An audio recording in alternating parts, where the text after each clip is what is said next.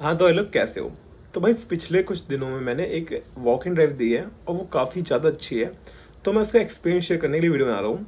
तो भाई नॉर्मली जो वॉक इन ड्राइव होती है वो 2024 बैच के लिए होती है और मैं 2025 बैच का हूँ।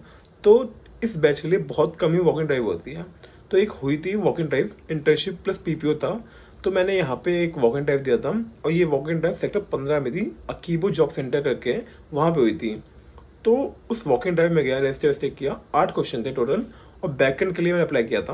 और 8 क्वेश्चन में तुम्हारे स्टार्टिंग के 3 क्वेश्चन थे बैकएंड के रिलेटेड, एक क्वेश्चन था तुम्हारा मोंगोडीबी के रिलेटेड और बाकी एक क्वेश्चन था तुम्हारा एसक्यूएल कमांड, 2 क्वेश्चन थे तुम्हारे डीएसए के और एक क्वेश्चन था तुम्हारा रेडिस रिलेटेड। तो मतलब 8 क्वेश्चन थे टोटल। और बाय द वे ये ऑटो टाइमर था, मतलब हर एक क्वेश्चन के लिए तुम्हें टाइमर मिलेगा, कुछ के लिए 5 मिनट, कुछ के लिए 10, कुछ के लिए 20 और टोटल 2 घंटे का टाइमर था। मतलब सिंपल बात है ये था। तो इनका ही खुद का सिस्टम था, जो प्लेटफॉर्म था जिसमें टेस्ट देना था इनका खुद का ही था। तो देखा जाए पहले 3 क्वेश्चन तो इजी थे, बस सिंपल टास्क था कि हमें एक रियल लाइफ सिचुएशन दे रखी है, उसमें बताना था कि यहाँ पे क्या होगा, मतलब हमारी वेबसाइट स्लो चल रही है या हमारी कुछ आउटपुट आ नहीं रहा, क्या सीन है, मतलब क्या गलती थी। एमसीक्यू टाइप में थे। पहले 3 तो बहुत ईजी थे, लगभग लगभग सभी का आंसर सेम ही था। असिंक्रोनस डेटा स्टैक, असिंक्रोनस वहाँ पे मिसिंग था, मतलब असिंक करना था। तुम्हारा जो कॉल हो रही है बैकएंड के लिए उसमें असिंक डालना था। तीनों में लगभग यही था। और जो चौथा क्वेश्चन था वो तुम्हारा मोंगो डीबी की इंडेक्सिंग के ऊपर था, ये मैंने गलत एमसीक्यू में टिक किया था। और उसके बाद तुम्हारा क्वेश्चन था एक एसक्यूएल की कमांड। मैंने एसक्यूएल की कमांड लिख दी थी, ये इनर जॉइन के ऊपर था, लिख दी थी, बट मैंने रन करके देखा ही नहीं, क्योंकि जो रन वाली बटन थी वो ऊपर थी और मेरा पहला एक्सपीरियंस था कोई वॉक इन ड्राइव में। तो मैं डायरेक्ट सबमिट कर दिया था, मुझे खुद ही नहीं पता कि रन वाली बटन ऊपर है। तो उसके बाद नेक्स्ट क्वेश्चन था एक डीपी का, वो भी हार्ड लेवल पे था कि एलिस एंड बॉब हैं और एक टाइप का समझ लो रॉक पेपर सीजर है, इस टाइप का कोई गेम था, मतलब समझ लो रॉक पेपर सीजर है, अगर ये आया तो ये जीता, ये आया तो ये जीता, ये आया तो ये जीता। अब तुम्हें बताना है कि दोनों ऑप्टिमली खेलेंगे, कौन जीतेगा। ये क्वेश्चन भाई मतलब हार्ड लेवल पे था। तो इसको मैंने ट्राई किया था करने का, बट लॉजिक फेल हो गया था। बट कुछ टेस्ट कैसे इसके रन हो गए थे, तो मतलब आधा ही पास था, मतलब समझ लो। फिर उसके बाद था एक लिंक लिस्ट का मीडियम क्वेश्चन कि हमें डिटेक्ट करना था ये लिंक लिस्ट पैलिंड्रोम है या नहीं है। तो ये बहुत सिंपल क्वेश्चन था, मैंने कर दिया। फिर उसके बाद रेडिस की कमांड थी, सूडो कोड में लिखनी थी हमें। तो रेडिस मेरे को आती नहीं थी, वो नहीं हो पाया। तो वो मेरा ओवरऑल स्कोर बना था यहाँ पे 53%। और देखा जाए ठीक ही था एज फर्स्ट टाइम के लिए। और बाय द वे यहाँ पे एक बिट रेट सिस्टम होता है कि तुम्हारी कितनी बिट्स, मतलब बिट मतलब पता ही होगा कितना बिट तुम स्क्रीन में देख रहे हो। अगर ये बिट रेट तुम्हारा स्कोर, ट्रस्ट स्कोर बोलते हैं इसे, लेस देन 80% है, मतलब तुमने चीटिंग की है, तो ये अपने आप ही सबमिट नहीं होगा, रिजेक्ट हो जाएगा एप्लीकेशन। और मैं 95 था तो सबमिट हो गया। मैंने उम्मीद तो बिल्कुल नहीं की थी कुछ आएगा मेरे को मेल रिस्पॉन्ड।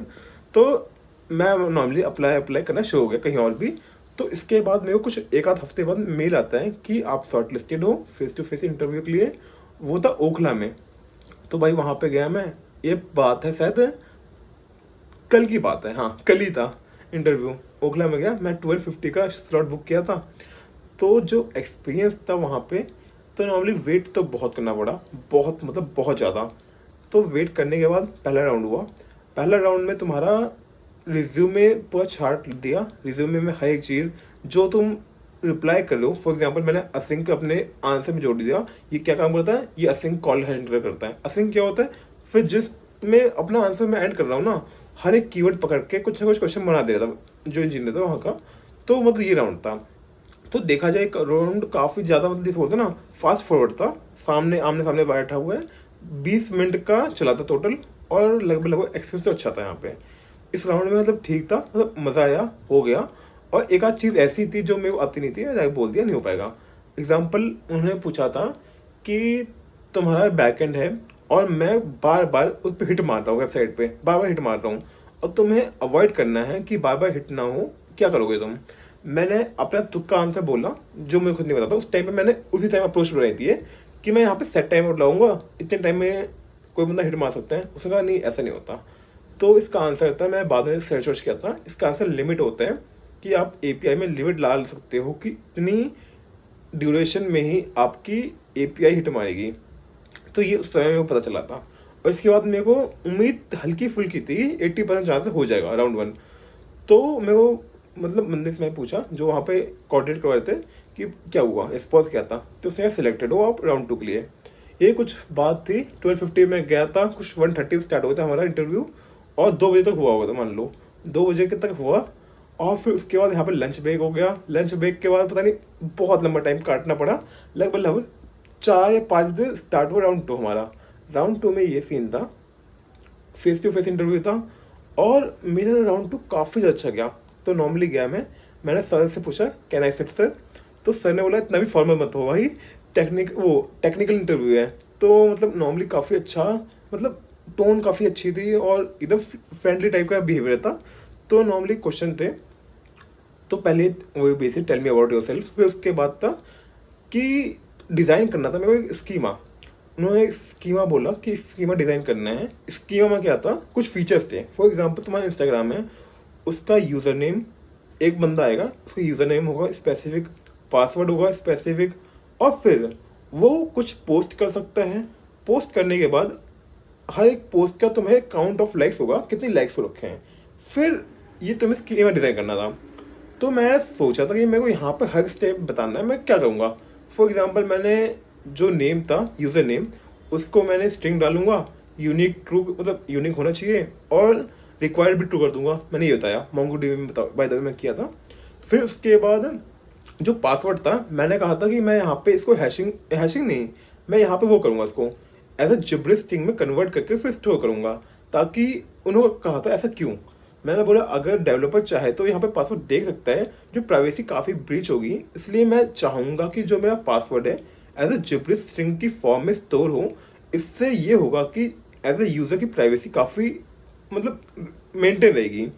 तो उन्होंने कहा था कि तुम कैसे करोगे इसको, तो जिब्रिश स्ट्रिंग में कैसे करोगे। मैंने कहा मैं इसको JWT स्ट्रिंग के थ्रू कर सकता हूँ, JWT टोकन के थ्रू। तो उन्होंने कहा कैसे, मैं कहा एक फंक्शन आता है JWT लाइब्रेरी में, JWT.verify से मैं वेरीफाई कर सकता हूँ, वो जनरेट, वो साइन करके होता है, उससे मैं जनरेट कर सकता हूँ एक टोकन। तो मैंने ये रिप्लाई दिया था। तो उन्होंने कहा चलो ठीक है नेक्स्ट। फिर उसके बाद मैंने कहा इस टेबल के लिए इतना ही था। फिर उसके बाद पोस्ट टेबल, पोस्ट में मैं आईडी डालूंगा और आईडी में यूज़र आईडी डाल दूंगा कि कौन सी यूज़र की आईडी है। और फिर उन्होंने कहा था कि अब मान लो यहाँ पे एक कमेंट सेक्शन आ रहा है, मुझे कमेंट ऐड करना है कि यहाँ पे यूज़र कमेंट भी कर सकता है, तो ये तुम स्कीमा डिज़ाइन कैसे करोगे। तो भाई मैंने ऑन द स्पॉट सोचा कि एक यूज़र है, वो पोस्ट कर सकता है, कमेंट भी कर सकता है, और हर पोस्ट पे कुछ कमेंट भी हो सकती है, और वो कमेंट किसी यूज़र की होगी और वो पोस्ट भी किसी यूज़र की होगी। तो मैंने अपने दिमाग में ऐसा सोचा कि यूज़र के अंदर, जो यूज़र मेरा टेबल है, उसके अंदर मेरा कमेंट वाला और पोस्ट वाला का कॉलम डेटा होगा in the form of array. क्योंकि भाई मैंने यही सोचा था कि एक यूज़र है, मल्टीपल कमेंट्स हो सकते हैं, उसकी मल्टीपल पोस्ट हो सकती है, तो हर एक में रहेगा। तो मैंने ये अपना सॉल्यूशन रखा। तो उन्होंने कहा तुम्हें पता है कि इसकी लिमिट कितनी है। फॉर एग्जांपल मेटा डेटा जो होता है, उसकी लिमिट कितनी तक एक्सीड हो सकती है। कभी मैंने एक्सप्लोर नहीं की। तो उन्होंने मेरे को खुद बोला कि इसकी लिमिट होती है 214 MB कुछ अप्रॉक्स, तो इससे ज़्यादा डेटा यहाँ पे स्टोर नहीं होता। तो मैं कहा अच्छा ये बात है। तो उन्होंने खुद मेरे को कहा था अगर यहाँ पे मैंने खुद पूछा था मल्टीपल यूज़र आ गए तो यहाँ पे मुश्किल हो पाएगा। तो उन्होंने कहा था हाँ, तो अब तुम इसको कैसे करोगे। तो मैंने ये कॉलम काट दिया कि मैं इसको स्टोर नहीं करूँगा। फिर मैं सोचा कि मैं इसको अलग से ही फॉरेन की में डाल सकता हूँ, मतलब पोस्ट के अंदर मैं आईडी डाल दूंगा यूज़र की, और एज अ टाइप ऑफ मैं फॉरेन की इससे इंटरेक्ट करूँगा। मतलब यूज़र की जो होगी यूज़र आईडी, वो मेरी प्राइमरी की होगी, और जो पोस्ट टेबल में वो पोस्ट यूज़र आईडी होगी फिर फॉरन की हो जाएगी। इससे इंटरेक्ट करूँगा, इससे ये होगा कि मैं मल्टीपल यूज़र की पोस्ट और कमेंट आईडी आ सकती है। मैंने ये अपना वो रखा था आंसर। तो ये क्वेश्चन हो गया। इसके बाद नॉर्मली थोड़ा बहुत ये था, मैं रिज्यूमे में एक दो चीज़ हाईलाइट थी, पूछी थी क्या होता है, ये सब क्या होता है, नॉर्मल था। फिर इसके बाद मैंने कहा एक DSA क्वेश्चन देता हूँ, बट उससे पहले चलो वो लो तुम पजल। पजल दी थी, 2 रोप वाली थी। एक को जलाने में 30 मिनट लगते हैं, दूसरे को 30 मिनट, 45 मिनट टाइम लगाना है। तो मैंने ये क्वेश्चन अपने पहले इंटरव्यू में, मतलब जब मैंने रिमोट स्टेट में दिया था कॉलेज के थ्रू, वहाँ पे ये क्वेश्चन को फेस किया था। उस टाइम पे मेरे को बिल्कुल आइडिया नहीं था कैसे करते हैं, बट मेरे को आता था, अब मैं सीख लिया था, आता था। तो मैंने ऐसे इंटरेक्ट किया कि मैं पहली बार कर रहा हूँ, बट मैंने ऐसे बताया कि मैं एक एक स्टेप बढ़ रहा हूँ। तो देखा जाए तो वो क्वेश्चन काफ़ी सही था, काफ़ी मैंने खुद ही आंसर बता दिया था थोड़ी देर बाद। ऐसा लगे कि मैंने खुद से ही किया है। बट उस टाइम पे मेरे को पहले से आता था ये आंसर। और फिर उसके बाद डी से क्वेश्चन था कि तुम्हारे पास एक एरे है, उसमें 3 टपलेट का तुम्हें फाइंड करना है सम जो इक्वल टारगेट के। तो ये लीड कोड पे 3 सम क्वेश्चन का नाम है, इसको मैंने कर रखा था। बट इस क्वेश्चन में क्या चाहिए था कि तुम्हें नंबर ऑफ टपलेट निकालने हैं, वो भी यूनिक टपलेट। तो मैंने उस टाइम पे ये वर्ड पे ध्यान नहीं दिया था, यूनिक टपलेट।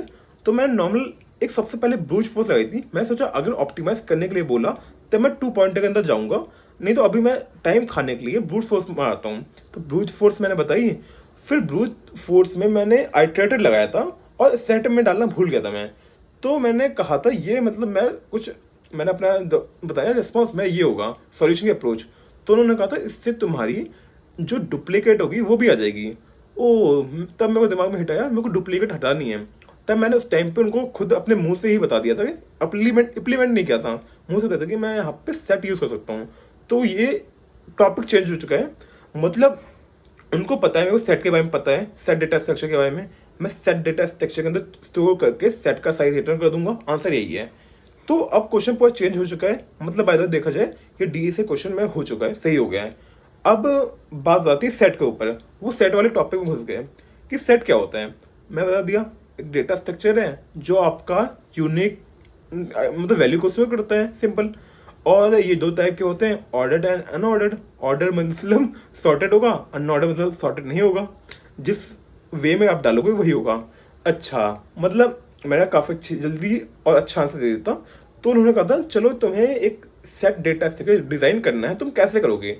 आज तक मैंने इससे पहले कभी भी सेट डेटा स्ट्रक्चर डिज़ाइन नहीं किया था। उस टाइम पे मैं यही इम्प्लीमेंट सोचा कैसे करेंगे। तो मैं हल्का सा दिमाग लगाया। सेट जो होता है काफ़ी ज़्यादा हद तक तुम्हारा मैप जैसा होता है।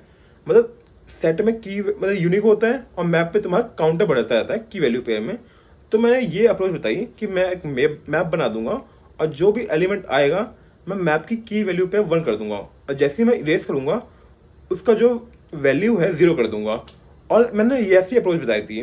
तो बस सही है। अब मान लो तुम्हें ऑर्डर्ड मैप बनाना है, तुम कैसे करोगे। ओ भाई उस टाइम पे मेरा दिमाग थोड़ा सा चक्कर का गया। मतलब अच्छा क्वेश्चन है। अब मैं मैप पर की है वैल्यू है और मैं की को सॉर्टेड में करना है, कैसे करूंगा। तो मैंने उनसे खुद से पूछा क्या मैं यहाँ पे ऑर्डर्ड मैप लगा सकता हूँ, मतलब जो ऑर्डर्ड मैप होता है ना सॉर्टेड होता है वो लगा सकता हूँ। उन्होंने कहा नहीं, ये मेरे अकॉर्डिंग ऑर्डर्ड मैप वैसी कोई चीज़ ही नहीं होती। जो सॉर्टेड होता है मतलब उसका टाइम कॉम्पिटिटिव वर्क केस में एंड लॉगिन होती है, कोई ऐसी चीज़ नहीं होती। मतलब देखा जाए तो सिंपली मना कर दिया था। तो मैं सोचा यहाँ पे क्या हो सकता है।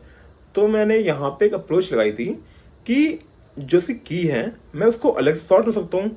तो मैंने ये अप्रोच दी थी उनको। पर उन्होंने कहा था अगर तुम इसकी की को अलग से ही सॉर्ट करोगे तो उसकी time complexity big O of N log N आ जाएगी, ये ऑप्टिमल नहीं होगा।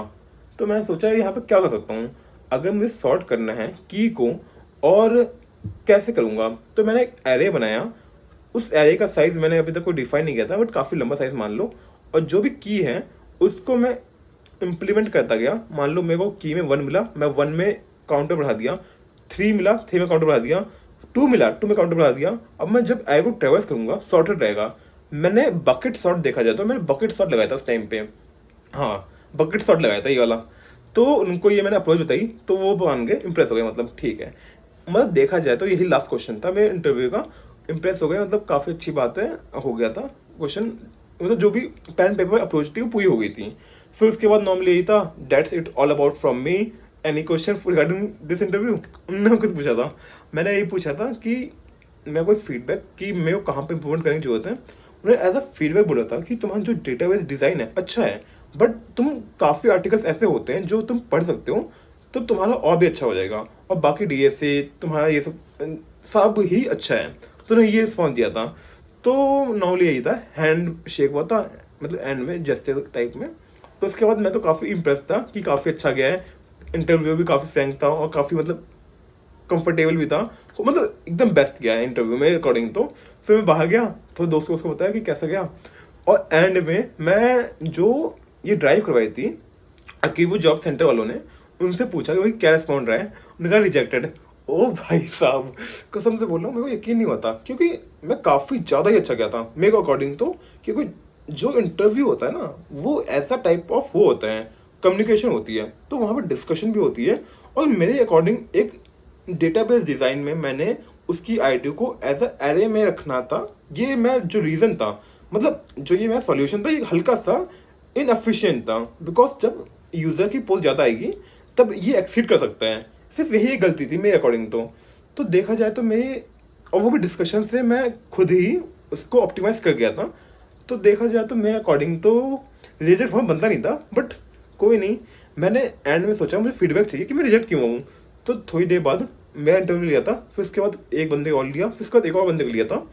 फिर वो जो इंटरव्यू था जा रहा था, तो मैं थोड़ा सा उनके साथ वॉक करके पूछा कि सर मैं रिजेक्ट हो चुका हूँ, क्या आप मेरे को मैं फीडबैक दे सकते हो, मैं रिजेक्ट कहाँ पे हुआ। तो उनकी एक लाइन थी कि मुझे एज अ फेस वाइड वो सबके फीडबैक याद नहीं आते हैं, बट ऐसा हो सकता है कि जो तुम्हारा रिस्पॉन्स था मेरे को इतना अच्छा ना लगा हो, या जो तुम्हारी तरफ से अच्छा था मेरे लिए इतना अच्छा ना हो। तो मैं सोचा ठीक है, मतलब उन्होंने ये भी बोला था कि बुरा मानने की कोई जरूरत नहीं, नेक्स्ट बेटर लग नेक्स्ट टाइप में कुछ बोला था। तो यही था इंटरव्यू का एक्सपीरियंस। तो और बाय द वे मैं एक दोस्त था जो मेरा सा हल्का सा सीनियर है, बिकॉज मैं एक ईयर ड्रॉप लिया था। तो उसका इंटरव्यू एक्सपीरियंस उसके बाद था, राउंड 2 में हुआ था उसका कंफर्म नहीं था, तो राउंड 3 में उसका हुआ। फिर उसके बाद अगले दिन एक वो जो सीईओ राउंड होता है ना डिस्कशन टाइप में, वो हुआ। फिर मतलब वो सेलेक्ट हो गया। तो देखा जाए तो काफ़ी ज़्यादा कुछ सीखने को मिला। मेरे अकॉर्डिंग तो मेरे अंदर कोई एज अ कम्युनिकेशन स्किल काफ़ी अच्छी थी उस टाइम पे, मतलब काफ़ी अच्छी थी। काफ़ी ज़्यादा बातें भी हुई नॉर्मल चीज़ों के पे। और क्वेश्चन का भी रिप्लाई मैं सही दिया, डी से सारे क्वेश्चन सही दिए थे, पजल भी सही दिया था। फिर इसके बाद ये जो चीज़ थी क्या नाम है, स्कीमा डिज़ाइन भी लगभग ठीक ही था। और ये नहीं होता भाई, कोई परफेक्ट नहीं होता ना स्कीमा डिज़ाइन। मैंने एज अ जब यूज़र कम हो उसके हिसाब डिज़ाइन किया था, बट यूज़र बढ़ जाएंगे तब वहाँ पे फ्लॉ था। चलो कोई नहीं, मैं काम करके थोड़ा सा उसके ऊपर यूटिलाइज कर दिया था। बट इसे सीखने को बोला जाए तो मैंने इस इंटरव्यू के लिए पिछले 3 दिन में काफ़ी ज़्यादा मेहनत की थी, बट काफ़ी अच्छा एक्सपीरियंस रहा था। तो भाई अभी फिलहाल देखा जाए तो मुझे क्या क्या कुछ अपने ऊपर काम करना है। मेरा डायनेमिक प्रोग्रामिंग काफ़ी ज़्यादा वीक है, मुझे इस पर काम करना है। एटलीस्ट इतना काम करना है कि जो टैबुलेशन क्वेश्चंस होते हैं, टैबुलेशन अप्रोच जो होती है, मैं उसको कर सकूं डायरेक्टली, बिना कुछ सोचे कि मुझे मेमोराइजेशन पहले करना है फिर टैबुलेशन करूंगा। पहले टैबुलेशन मेरे दिमाग में अप्रोच हिट हो जानी चाहिए, इतना प्रैक्टिस करनी है। और उसके बाद देखा जाए तो टैबुलेशन हो गया, डीपी मतलब, और थोड़ा बहुत ओपन सोर्स में एक्सप्लोर करना है। वो हो नहीं पा रहा, बट ट्राई करूँगा ओपन सोर्स में अगर जितना हो पाए। एक थोड़ा सा प्रोजेक्ट भी बनाना है नेक्स्ट जीएस के ऊपर। और देखा जाए तो कोर सब्जेक्ट और थोड़े बहुत जावास्क्रिप्ट बेसिक वाले क्वेश्चन, इनके ऊपर रिवीजन टाइप में वीडियो बनानी है। तो भाई अभी फिलहाल के लिए इतना ही, मोर देन इनफ है। बाय।